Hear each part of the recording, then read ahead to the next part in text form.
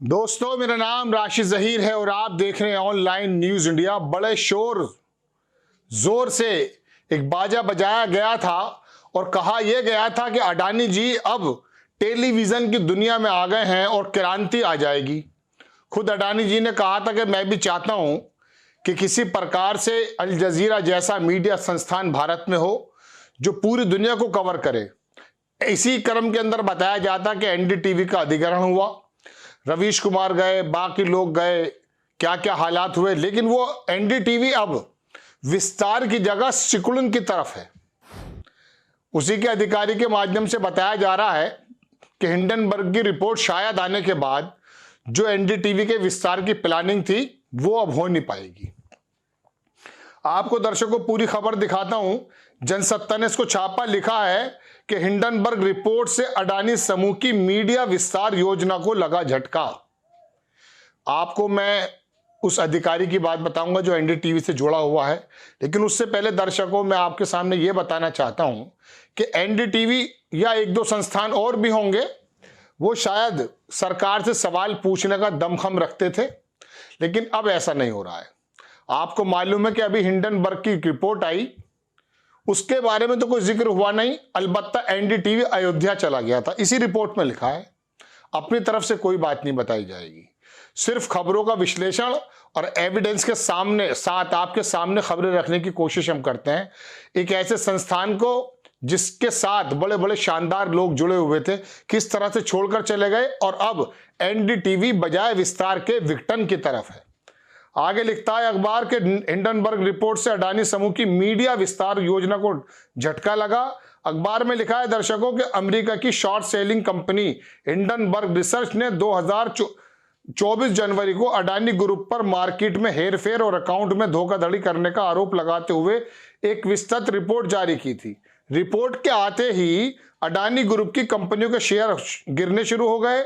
Group की प्रमुख company Adani enterprises को 55% का नुकसान झेलना पड़ा। एनडीटीवी को बहुत छोटा सा शेयर है हालांकि, लेकिन उसके भी शेयर्स नीचे आए। वहीं ग्रुप की शेयर बाजार में लिस्टेड कंपनी कुल 10 लाख करोड़ रुपए का नुकसान हुआ। इसी के साथ ब्लूमबर्ग की रिपोर्ट के मुताबिक गौतम अडानी विश्व के सबसे धनी लोगों की लिस्ट में तीसरे नंबर से 21वें नंबर पर आ गए। अब ये तो है अडानी जी की कहानी। 10 लाख करोड़ रुपए का नुकसान हुआ, शेयर मार्केट तबाह बर्बाद हो गया। इनकी अपनी कंपनीज के अलावा भारत की साख पर भी बट्टा लगा और जो निवेशक यहां आना चाहते थे वो तो रह ही गए, लेकिन जो यहां थे वो भी जा चुके हैं। मैंने आपको बताया था कि नॉर्वे की कंपनी है, उसने अपना तमाम पैसा निकाल लिया। फ्रांस की टोटल एनर्जी है, उसने 50 बिलियन का कारोबार करने की हाइड्रोजन वाले मामले में एनर्जी में बात की थी, उसको भी बाहर कर दिया गया। मतलब उसने कहा हस्ताक्षर नहीं करेंगे। अब आ जाता हूं मैं एनडीटीवी पर। हाल ही में ग्रुप द्वारा खरीदे गए एनडीटीवी के शेयरों में भी गिरावट जारी है। 24 जनवरी को हिंडनबर्ग रिपोर्ट आने के बाद एनडीटीवी के शेयरों में 25.35% की गिरावट दर्ज की गई। एक तरफ एनडीटीवी के शेयर गिर रहे हैं, दूसरी तरफ शीर्ष कर्मचारियों में नौकरी छोड़ने की होड़ लगी हुई है। अब मैं सबसे पहले तो आपको वो दिखाना चाहता हूं कि किस अधिकारी ने कहा कि अब आगे जाना मुमकिन नहीं है।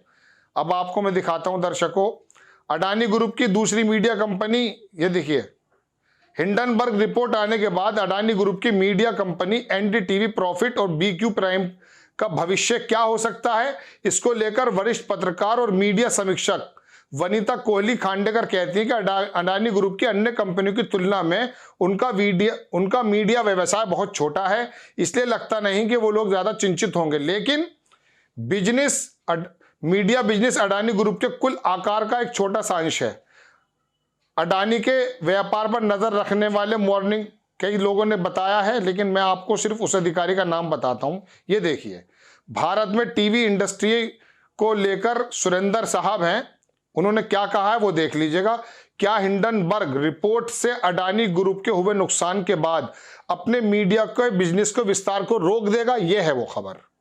इस पर सुरेंद्र कहते हैं कि मीडिया बिजनेस घाटे वाला बिजनेस लगता है, लेकिन एक दो चुनाव में बहुत सारा प्रॉफिट हो जाएगा, शायद इसलिए ही अडानी ने चुनाव से पहले मीडिया बिजनेस खरीदा था।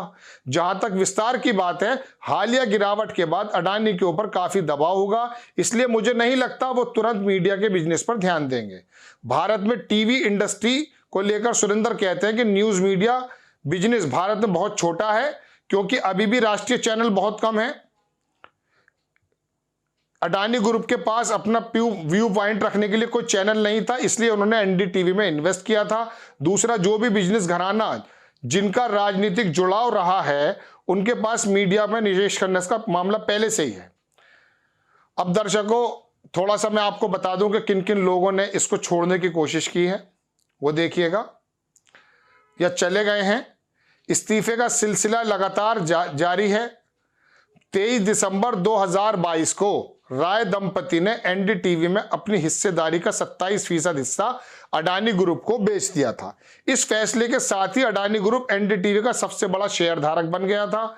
इस घटनाक्रम के बाद एनडीटीवी के 3 शीर्ष अधिकारी, पूर्व CEO group president Suparna Singh, chief technology Kamaljeet Singh Bedi, मुख्य रणनीति अधिकारी अरिजीत चटर्जी ने इस्तीफा दे दिया। इसके बाद श्रीनिवासन जैन, अंग्रेजी एनडीटीवी पर आपने बहुत शानदार पत्रकारिता करते हुए देखा होगा, उन्होंने भी, निधि राजदान, इन्होंने भी इस्तीफा दे दिया था। और रवीश कुमार का तो आपको मालूम ही है कि किस तरह से मामला हुआ है। संजय पुगलिया इसके वो बन चुके हैं। अब इसका जो रोल रहा है एनडीटीवी का, दर्शकों, वो भी आपको देख लीजिएगा कि एनडीटीवी के दोनों चैनलों ने हिंडनबर्ग की रिपोर्ट को कवर किया, लेकिन एनडीटीवी की वेबसाइट ने रिपोर्ट आने के 3 दिन बाद खबर प्रकाशित की। चैनल ने प्राइम टाइम पर हिंडनबर्ग की रिपोर्ट दिखाने की बजाय अयोध्या में राम मंदिर को प्रमुखता दी। ऐसे ही क्या हुआ है? सवाल यह है कि हिंडनबर्ग मसले पर टी सुरेंद्र भी कहते हैं कि इस पर भी कुछ कहा नहीं जा सकता। बी प्राइम ने हिंडनबर्ग रिपोर्ट पर अडानी का पक्ष प्रकाशित किया। दूसरा, एनडीटीवी तो अडानी ग्रुप का ही है, वो इसका ही पक्ष दिखाएगा। ऐसे ही दर्शकों, लिखा अखबार ने कि कांग्रेस नेता राहुल गांधी ने जब संसद को मंगलवार में गौतम अडानी पर किसी तरह का निशाना साधा, उसको भी पूरी तरह से नहीं दिखाया गया, बल्कि दूसरी खबरें दिखाई गई। अडानी जी ने सोचा कि एनडीटीवी थोड़ी सी, शायद, मैं ऐसा आरोप लगता है उन पर इसलिए बता रहा हूं, मुझे नहीं मालूम वो क्या सोचते हैं, कि भाई एनडीटीवी थोड़ा सरकार से सवाल पूछता है, चलो इसी का अधिग्रहण कर लेते हैं। वो चला गया, रवीश कुमार भी अपना इस्तीफा दे के गए, बाकी लोग भी चले गए, और एनडीटीवी जो अलग आवाज नजर आया करता था, जिसके विस्तार की बात अडानी जी ये कहकर आए थे कि हम जो है शायद इसको कुछ करवाएं, मीडिया संस्थान ना होगा, ग्लोबली बना देंगे। मेरी तमन्ना है और मेरी कोशिश है, फाइनेंशियल एक्सप्रेस में उनका आया भी था, तो वो वाली बात तो वहीं रह गई। अलबत्ता जो एनडीटीवी के बाकी चैनल्स हैं, उनका विस्तार को रोकने की खबर आई है। अब मुमकिन नहीं है कि एनडीटीवी और ज्यादा बढ़े, चूंकि हिंडनबर्ग ने तमाम बड़ी कंपनीज के जड़ों के अंदर ही तेल डाल दिया है। एनडीटीवी तो बहुत छोटा सा पार्ट है, बहुत छोटा सा अंश है, लेकिन एक आवाज थी मजलूमों की, बेरोजगारों की। प्राइम टाइम में रवीश कुमार उठाया करते थे, एनडीटीवी रात को 9 बजे लोग देख भी लिया करते थे। यह बात अलग है कि टीआरपी के अंदर वो कभी चैनल नहीं आता था, ना उस आने की दौड़ में था, लेकिन कुछ खामोश पसंद लोग, सुकून पसंद लोग, और जो हकीकत में खबर जानना चाहते थे, वो कभी कभी एनडीटीवी के कुछ प्रोग्राम्स को देख लिया करते थे। लेकिन एनडीटीवी को विस्तार देने की तो बात अलग है। हिंडनबर्ग ने सरकार से लेकर अडानी तक साहब की चूल्हे हिला दी हैं। राहुल गांधी लोकसभा में प्रहार कर रहे हैं कि आपके दोस्त आपके साथ कहां कहां गए, प्रधानमंत्री जी पे कोई शब्द नहीं है।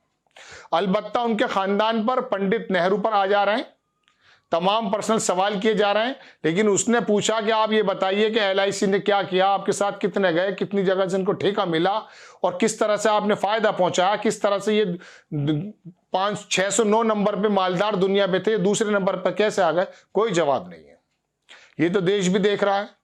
लेकिन आपको और आपके जहन को भटकाने के लिए मीडिया इतना जबरदस्त टूल है कि आपको फौरन हटा दिया जाएगा। 2 दिन से ज्यादा नहीं लगते। मोरबी का पुल गिरा है दर्शकों, 2 दिन बाद आप भूल गए, क्योंकि गोदी मीडिया के अंदर वो ताकत है कि आपका डिस्कशन छीन लेता है आपसे और अपने ट्रैप में लगा देता है कि आपको जिक्र दरअसल ये करना है। ऑफिसेज हो, पत्थर हो, रक्षे वाले हों, गलियों में बैठने वाले लोग हों, चाय की दुकानों पे बैठने वाले लोग हों, वही डिस्कशन करते हैं जो टीवी पर होता है। वो तो सोशल मीडिया पे इत्तेफाक से दर्शकों कुछ आवाज़ें अलग आने लगी हैं, उनको लोग पसंद भी करने लगे हैं। यही वजह है कि रवीश कुमार का चैनल भी देखिए कितना ज़बरदस्त हिट हो गया है, यूट्यूब पर अपना बात कर रहे हैं। लेकिन बहरहाल वो एनडीटीवी को जो बढ़ाने की बातें चल रही थी, अल जजीरा के समकक्ष में लाने की बातें चल रही थी, उस पर कहीं विराम लगता हुआ दिखता है। आपको खबर कैसी लगी, अपनी राय कमेंट्स बॉक्स में जरूर दीजिएगा। चैनल को सब्सक्राइब कीजिए, शेयर कीजिए। नेक्स्ट टाइम में किसी खबर के साथ आता हूं। जय हिंद। इस खबर को अभी लाइक करें, शेयर करें, अभी चैनल को सब्सक्राइब करें और घंटी जरूर दबाएं।